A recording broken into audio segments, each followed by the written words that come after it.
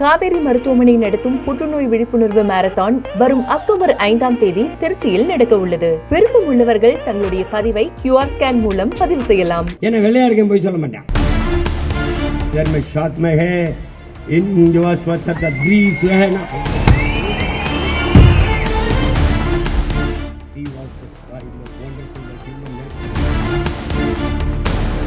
சீமான் very intelligent.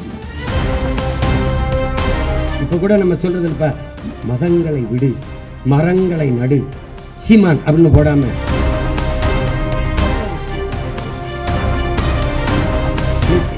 Ethane அதை எடுக்கணும். உறிஞ்சி அந்த காற்றை வெளியில எடுக்கிறதுக்கு குழாயை போட்டு முதல்ல அங்க இருக்கிற சுத்தி இருக்கிற தண்ணியை புறா எடுத்து வெளியில ஊத்தணும். ஊத்திட்டு இந்த காற்றை உறிஞ்சணும். தண்ணியை புறா எடுத்து வெளியில ஊத்த 1000 அடிக்கு கீழே போய் உறிஞ்சிக்கிட்டே வந்தா அது கடல் மட்டத்திற்கு போயிருது அந்த குழாய்.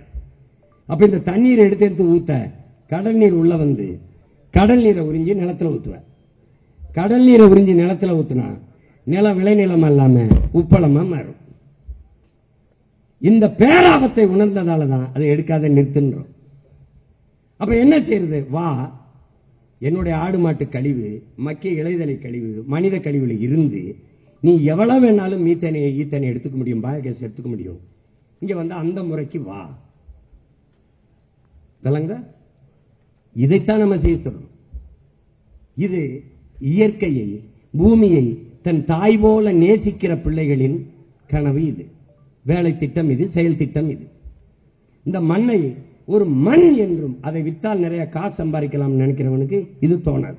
இப்ப நமக்கு இது எப்படி பார்க்கிறோம்? மரம், மரம், மழை, மழை, மரம் என் மூச்சு காற்று, என் உயிர், என் உயிர். மரம் பறவை, குருவிகள், வீடு, பறவைகளுக்கான உணவு, மரம், மரம், நிழல், நிழல். இப்படி இருக்கு. இவர்கள் இன்றைய ஆட்சியாளர் மரம், மரம், காசு, காசு, பணம், பணம், துட்டு, வெட்டு.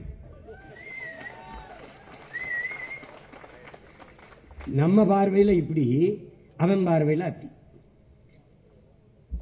இப்ப நான் என்னுடைய பேச்சுல எதிரா வளர்ச்சிங்கிற காணொலி இருக்கு, போட்டு காட்ட சொல்லியிருக்கலாம். அது தவறு விட்டு இருந்தாலும் வலைவெளியில் இருக்குது. எது வளர்ச்சிங்கிற? நான் வயிறு நிறைய பசியோடு இருக்கும்போது நீ விண்வெளிக்கு விண்கலம் ஏவுறது வளர்ச்சிங்கிற. 5000 ஏக்கர்ல ஏர்போர்ட் கட்டி ஏர்போர்ட்டி உழுகிறத விட்டுட்டு ஏர்போர்ட் கட்டி பறக்கிறத வளர்ச்சிங்கிற. உனக்கு வளர்ச்சினா என்னன்னு தெரியுமா? வயிற்றில் நான் பசியோடு இருக்க, அதை பத்தி கவலைப்படாம அப்படின்னு நான் பேசிட்டு இருக்கிறேன். அப்போ ஒரு காணொலி, ஒரு தங்கை, ஒரு 8 வயசு இருக்கும். அவ ஒரு திருமண நிகழ்வு, ஏதோ ஒரு நிகழ்வு. அந்த நிகழ்வுல சாப்பிட்டுட்டு ஒரு பெரிய வட்டையில எச்சி தட்டை போடுறாங்க. அந்த தட்டில் இருக்கிற மிச்ச மீதி இந்த உணவை எடுத்து எடுத்து தின்னுகிட்டு இருக்கு, முட்டிக்கால் போட்டு. அது வெள்ள கொடுமை, அது வெள்ள கொடுமை. அதுல பல கால்கள் இப்படி இப்படியுமா அந்த குழந்தை இப்படி சாப்பிட்டுக்கிட்டு இருக்கிறது, இந்த தட்டு இருந்து எடுத்து சாப்பிடுறத, இந்த மிச்சத்தை, இந்த எச்சியை சாப்பிடுறதை பார்த்து கொண்டே பல கால்கள் போய்கொண்டிருக்குது. அவன் முன்னாடி இப்படி நின்று இப்படி பயந்து பயந்து சாப்பிட்டுக்கிட்டு இருக்கா. பல எச்சி தட்டுகள் அவன் முன்னாடியே வந்து விழுகுது. அதுல ஒரு மனிதன், ஒரு மானுடன் கூட, பாப்பா அதை செய்யாத, வா கையை கழுவிட்டு வா, எங்களோட வந்து சாப்பிடுன்னு ஒருத்தன் கூப்பிடலடா. இந்த மனித பகர்களுக்கு இடையிலே நீ வாழ்ந்து கொண்டிருக்காங்கிறத கவனத்தில் வச்சுக்கடா. புரியுதா உனக்கு? எப்படிப்பட்ட சமூகத்தில் நீ இருக்கான்னு பாத்துக்க.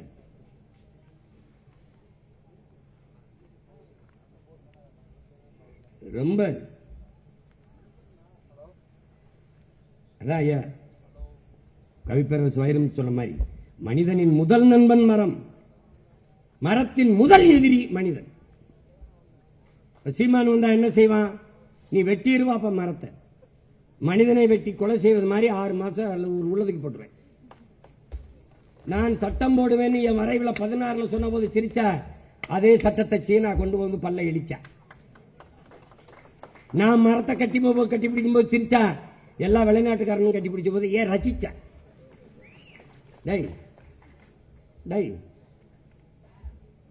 சொல்லிட போறேன். உனக்கு எது சொன்னாலும் வெள்ளக்காரன் சொல்லணும், வேற ஒருத்தன் சொல்லணும். அதுக்காக நான் தீக்குளிச்சாடா வெந்து வர முடியும்? இந்த நோய் இருக்குன்னா எங்க அப்பா வந்து நம்மாழ்வார் மகனே இது ரொம்ப பெரிய நோயா இருக்கு. அந்த ஆரவையில் வந்து பெர்னாடி கிளார்க் சொன்னார், அவர் சொன்னார், மாசானுகோ புக்காக்கோ சொன்னார், மக்காக்கோ சொன்னார். ஓ அப்படி இருக்குமோ அப்படின்னு இல்ல. இப்போ அரியனஸ்ங்கிற ஒரு வேதியியல் அறிஞர் இதை சொன்னார். அரியனஸ் ஒரு வேதியியல் அறிஞர், நோபல் பரிசு பெற்றிருக்காப்ல. அப்ப தெரியாதா இருக்கும். அவன் சீமான், நம்ம சீமான் தானே. நான் இதை மதுரையில் இருக்க ஆயர்கிட்ட போய் சொன்னேன், நான் இவ்வளவு பேசுறேன் சொன்ன மக்கள் என்னை கவனிக்க மாட்டாங்களே. அப்படிதான் இருக்கும். உலகம் பூரா இயேசு இறைமகன், சொந்த ஊர்ல தச்சர் மகன் தான், சொந்த ஊர்ல ஆசாரி மகன் தான், அடுத்த ஊர்ல ஆண்டவன். அந்த மாதிரி நான் என்ன கத்துனாலும் இவனுக்கு புரியல. உள்ளூர் மாட வேலை போகாதுல. ஒருவேளை இதையே இதர் में साथ में है इन जो स्वच्छता ग्रीस है ना, the tree was in the wonderful the human nature. என்னமா பேசுறான் சீமான், வெரி இன்டெலிஜென்ட். இவங்கள போய் அப்ப என்னன்னு கேட்டுங்க, வெள்ளக்காரன் பேரை சொல்ல வேண்டியது இருக்கு. இப்ப கூட நம்ம சொல்றது இல்ல, மதங்களை விடு மரங்களை நடு சீமான் அப்படின்னு போடாம சில்வஸ்டர் ஸ்டாலின் அப்படின்னு போடு. ஏன்னா அவனுக்கு இது நோயாயிருச்சு.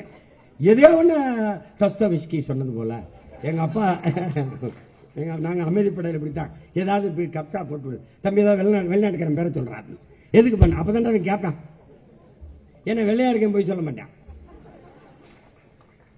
அட பாவிகளா இவங்களை எதை கொண்டு வச்சு சரி பண்றது. அப்பது மரம்ங்கிறத பசிக்குதா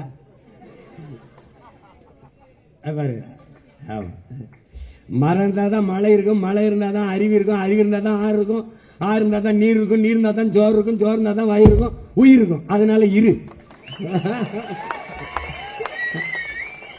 அதனால இரு கொஞ்சம் இரு. அது ஐயா கோவை சதாசிவம் எழுதுனதுல இந்த புதிய நகரங்களில் வந்து புத்துயிர் இல்ல, ஒரு உயிர்ப்பு இல்லைன்ற. அது காரணம் தகவல் தொடர்புக்கு எழுப்பிய கோபுரங்களின் எண்ணிக்கை கூட மரங்களின் எண்ணிக்கை இல்லைங்கிற. அங்க எப்படா மனிதனுக்கு நல்ல காற்று, பாதுகாப்பான சூழல் எப்படி இருக்கும், நல்ல குடிநீர் எப்படி கிடைக்கும் கேட்கிறார். இதுக்கு பதில் இருக்கா நம்மகிட்ட? இருக்கார். ஐயா நக்கீரன் அவர்கள் மலைக்காடுகளின் மனித குலத்திற்கு மலைக்காடுகளின் மடல் ஒரு மனு அப்படின்னு ஒரு கடிதம் எழுதியிருக்காரு. அந்த கடிதத்தில் என் உடல் பற்றி எரிகிறது, இது தீக்குளிப்பல்ல எரியூட்டல். அது வந்து நான் தீக்குளிக்கல, தற்கொலைக்காக தீக்குளிக்கல, எரியூட்டல்ங்கிறார். பற்றி எரிகிற அந்த நெருப்புல ரத்த நாளங்களான அந்த ஓடைகள் கொப்பளிக்கிறது, அப்படியே வெப்பத்தில் கொப்பளிக்கிறது. ஏரிகள் வெப்பத்தில் ஏரிகள் கொதித்து நீராவியாகிறது, ஏரிகள் கொதித்து நீராவியாகிறது.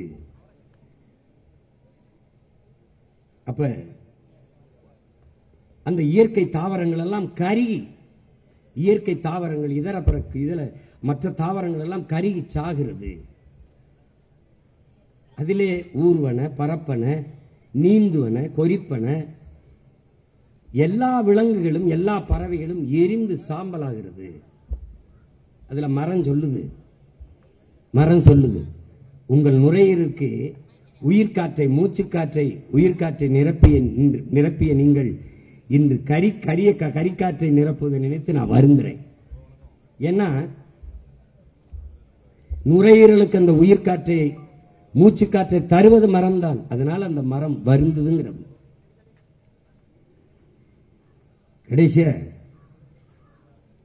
என்னை வந்து மனிதர்களின் நுரையீரல் என்கிறீர்கள்.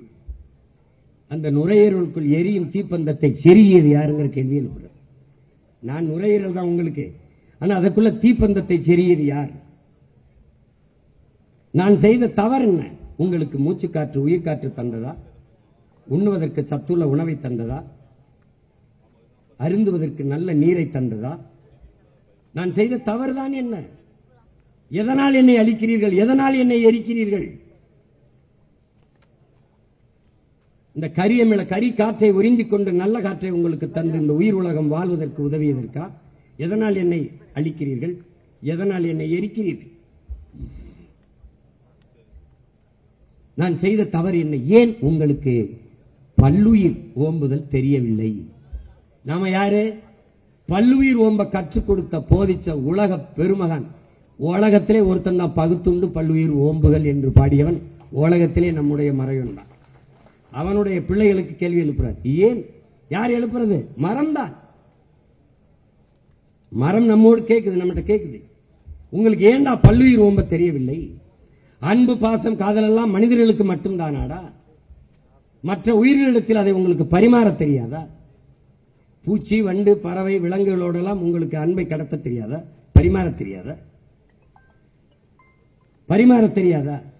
புல், பூண்டு, செடி, கொடி, மரங்களோடு உங்களுக்கு பாசத்தை பகிர தெரியாதா? அருவி, ஆறு, ஏரி, குளம், மலை இவற்றையெல்லாம் உங்களுக்கு நேசிக்க தெரியாதா? பாதுகாக்க தெரியாதா? தெரியாதா? தெரியுமா? தெரியாதா? யாரு கேட்கிறா? மரம் நம்மை பார்த்து உங்களுக்கு தெரியுமா? தெரியாதாடா? காவேரி மருத்துவமனை நடத்தும் புற்றுநோய் விழிப்புணர்வு மாரத்தான் வரும் அக்டோபர் 5ஆம் தேதி திருச்சியில் நடக்க உள்ளது. விருப்பம் உள்ளவர்கள் தங்களுடைய பதிவை QR ஸ்கேன் மூலம் பதிவு செய்யலாம்.